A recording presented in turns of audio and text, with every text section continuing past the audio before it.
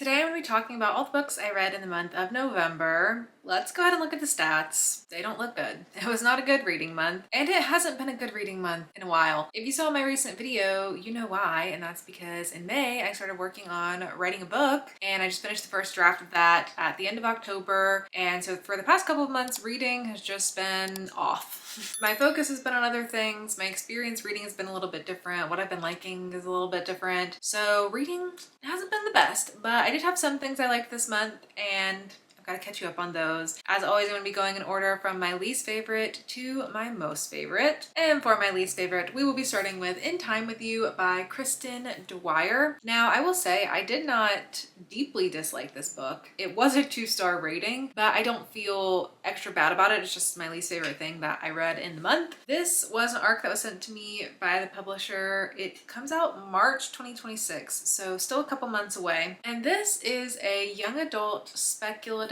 story that sounded really interesting to me. It's kind of in the vein of the type of book that I wrote, and so I've been wanting to read more books like that while I'm in this period of finishing the first draft, getting ready to go into the editing stage. And as part of the research for that, I just wanted to read other books that are speculative and have some similar themes to my book, just to get some things going in my brain of things I like and things I don't like that can help me put that lens on my story. And so because of that, I was maybe extra critical with this because I was reading it in a way that I hoped to read my own story and criticize it and really try to poke holes in it and figure out how I can make the narrative more strong. So if you're just a general reader of YA looking for a speculative story, you're probably gonna have a better experience with this than I did. In the story, we're following this girl named Neve, and her boyfriend dies right at the beginning of the book. Through some magical circumstances, she ends up waking up one morning a year in the past, back before her boyfriend ever died. And so she gets the opportunity to live this year again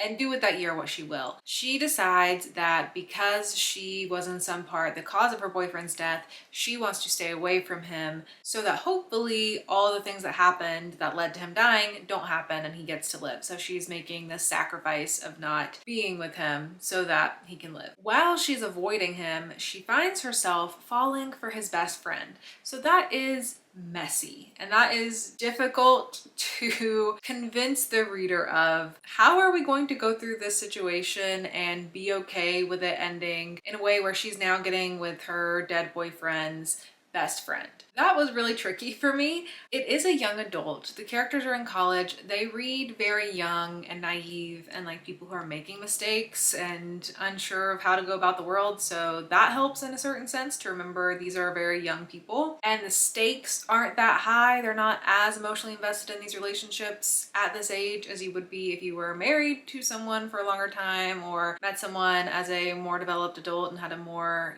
adult relationship with them. But that was tricky.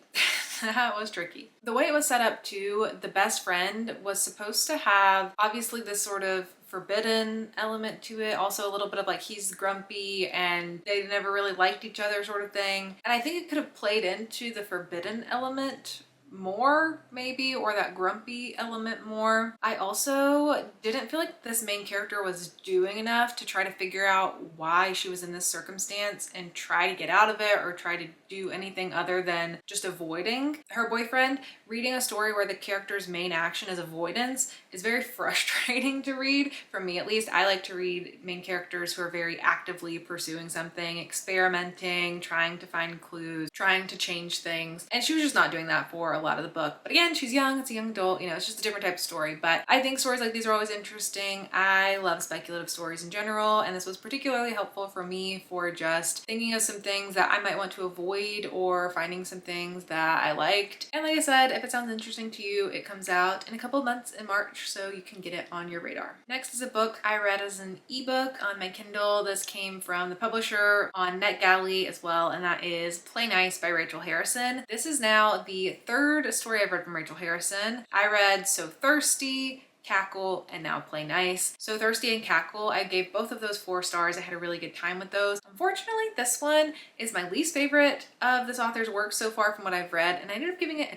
2-star, which was really surprising to me because based on the premise of this, I thought I was really gonna like it. It sounded kind of like it was going to remind me of The Haunting of Hill House, the show, which I love, as so many other people do. In the story, you're following this group of sisters, and you've got your main character, who I think is the youngest sister, and they have been estranged from their mother since childhood. Their parents went through a separation. Their mother drank a lot and had an erratic household, and they ended up not being with her after the father separated them from the mother, and they did not have a relationship with their mom since then. Now in the present day, their mother has died. Also back in the day, their mom was convinced that the house that she had them in was haunted, and that was also part of the erratic energy she was having in the household. So now the mom's died, and there's this haunted house that now has to be dealt with, that is passed on to these girls, and most of them don't want to do anything with this, but the one main character that you're following, she's kind of like a little bit of, I don't know if she's a black sheep, but she's like just more chaotic, more messy, has her life together less. She's like an influencer, works in fashion, and she decides to take on this challenge of getting this house renovated and getting it back on the market, even though she knows nothing about doing that. And while she's going through that process, she also starts to feel like it might be haunted. I love that concept, but I found myself feeling like the story wasn't really going anywhere for most of the story. It mostly felt like a family drama to me. It's a lot of just, you know, family dynamics and trauma from childhood and trying to understand your parents as adults for the first time. Those are all themes that I enjoy, but it just wasn't exactly what I was looking for in this story. And so I think it just gave me not as good of an experience as I was hoping to have, but I have, like I said, enjoyed 2 other books from Rachel Harrison before. I'm still interested in reading more from her. I do plan to read more from her backlist. I'll keep reading more that she puts out. I generally like her writing style. I think this one was just a little bit of a miss for me. Next up is a book that I gave a 2.5-star rating to, and that is The Truth According to Ember by Danica Nava. This is my book club pick for my in-person book club for the month of November. We have not had the discussion yet, so I don't know how anyone else felt about it, but I feel like I ended up like right in the middle of it, pretty neutral.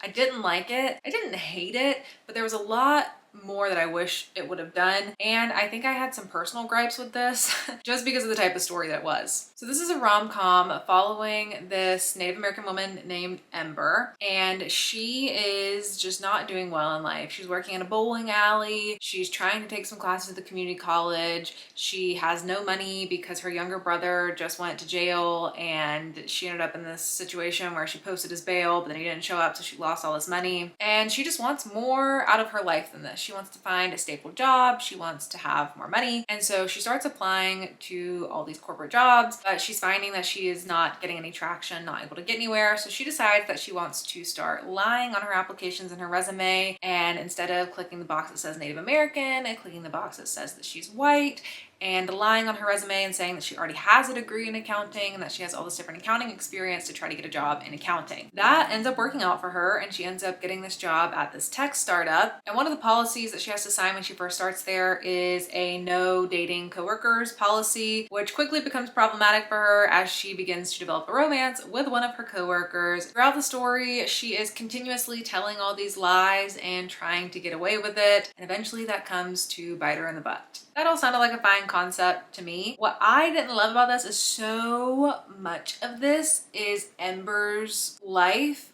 going to work in this corporate office and like learning how to use QuickBooks for the first time and having to Google things for how to file expense reports and dealing with office politics and annoying people at work and microaggressions at work and just being at work in an office and like my laptop's broken, the printer's broken, this person's asking me to do this project for them. And as someone who works in the corporate world, I do not like to read about people working in the corporate world in this capacity. If it was going to be a horror story, like maybe that'd be one thing, but this is, you know, just following someone in their life as they're falling in love and as they're working in an office.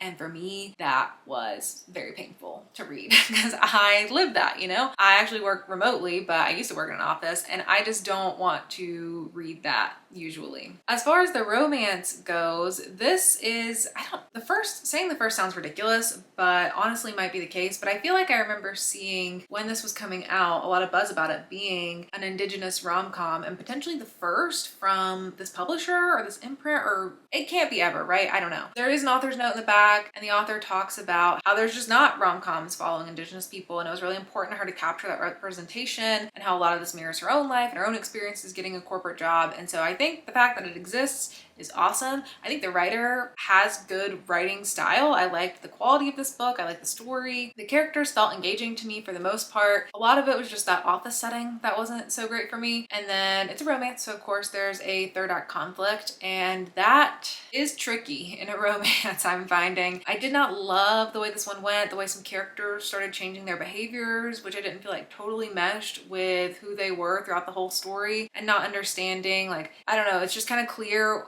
there's this conflict that's presented from the very beginning, but there's so much avoidance of that conflict for a very long portion of the book, and then the conflict comes into play, and then characters just start acting differently, and I'm like, we all knew this conflict was at play from the very beginning. Like, perhaps we could have addressed it earlier in a different way, or perhaps now that we're facing it, I thought we would be on the same page, but it seems like we're not on the same page, which is confusing. And I don't know, I just didn't love the way the ending all played out in that effect. And this whole side plot going on with her younger brother, it's like brought up in the beginning, and then you kind of lose it for a long time, and it kind of comes up here and there, but it didn't feel like a super strong addition to the story. So all in all, it was okay. I liked the chemistry between the characters. The first half of it as they're developing the romance before they get to that conflict towards the end, I liked all of that. I thought it was a compelling story to see this woman just digging herself in all of these lies and seeing how she was going to get away with it. So there were some things to like here. I believe this is also the author's debut. I don't know if she's written anything else since publishing this, but I would look out for more from her in the future for sure. Next is another ebook I had from NetGalley, from the publisher, and that is Everyone in the Group Chat Dies by L.M. Chilton. I believe this book's coming out in early December sometime, but I also feel like the publish date moves for this author's books, or they're getting published in the UK first and then the US, and the timing between that is potentially different. The other book I read from this author, Swiped, which I loved and gave a 5-star, that had a whole like cover change and title change. I think now it's called Don't Swipe Right. So I don't always know what's going on with this author's books, but I enjoy them. I have a good time with them.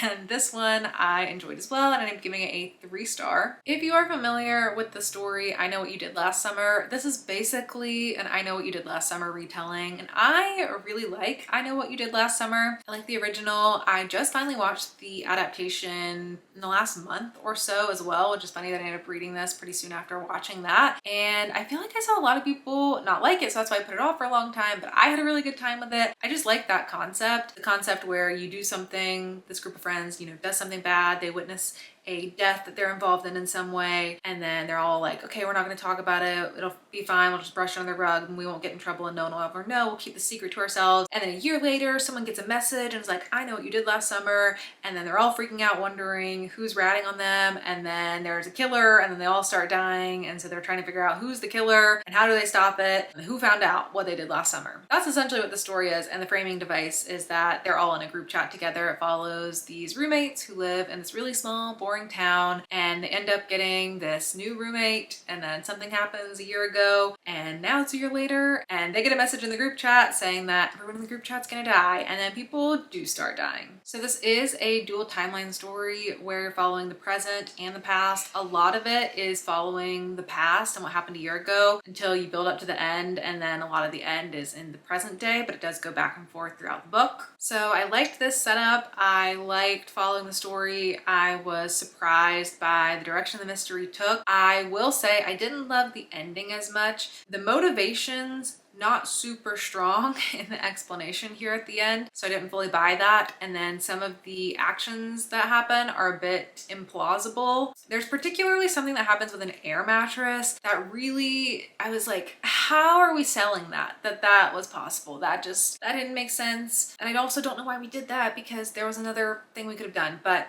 Anyway, other than that, I really liked it. I do think it also probably could have been a little bit more original since it is, you know, and I Know What You Did Last Summer type of retelling. Could have done, you know, a different spin on it other than moving it to a group chat, but I had a good time with it. It was a nice palette cleanser. It was a fun mystery, and I'm 2 for 2 with enjoying this author's work so far. So I'll definitely be looking out for more from them, and probably will continuously be confused on what their books are called and when they're coming out. My favorite book of the month was The Impossible Fortune by Richard Osman. This is the 5th book in the Thursday Murder Club series, which is a series that I love so much. I feel like I talk about this every time I talk about the series, but when I originally picked the first book up, I didn't like it very much. I ended up DNFing it, and then I remember hearing Mara from Books Like Whoa say that the audiobook gave her a much better experience, and so I turned to the audiobooks, and that is how I've been experiencing this series ever since.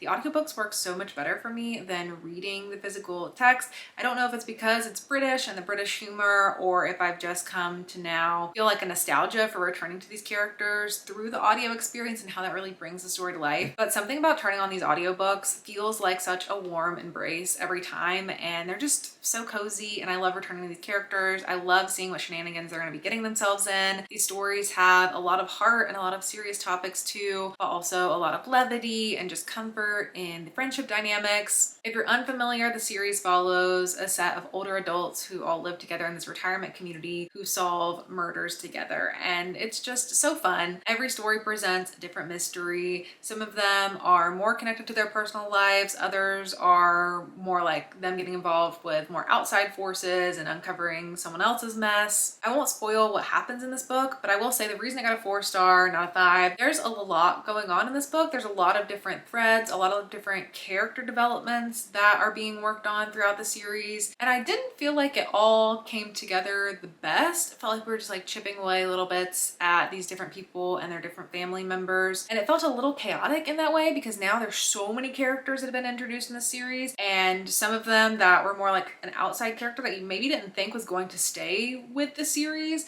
that is still staying with the series and that the author is still trying to explore, and it's getting to be a lot to keep up with, and maybe too much was tackled within this book. Maybe fewer dynamics would have given a stronger story, but I still enjoyed it nonetheless. And I do think I'll keep reading in the series. I can't really see myself coming to a stopping point unless I really start disliking them. I don't think this was the strongest installment, but I don't think it was the weakest either. So I'm still having a good time with it. Richard Osman also started another series last year called We Solve Murders, and I really loved that book. So I'm really looking forward to seeing how that series continues. And it's really nice to just have a cozy audiobook to look forward to. So had a very good time with this, and it did end up being my favorite book of the month. So that is it for all the books I read in the month of November. Let me know down in the comments below if you've read any of the books I talked about, or let me know if I convinced you to pick any of them up. But that is it for me. Thank you so much for watching, and I'll see you all in my next video. Bye!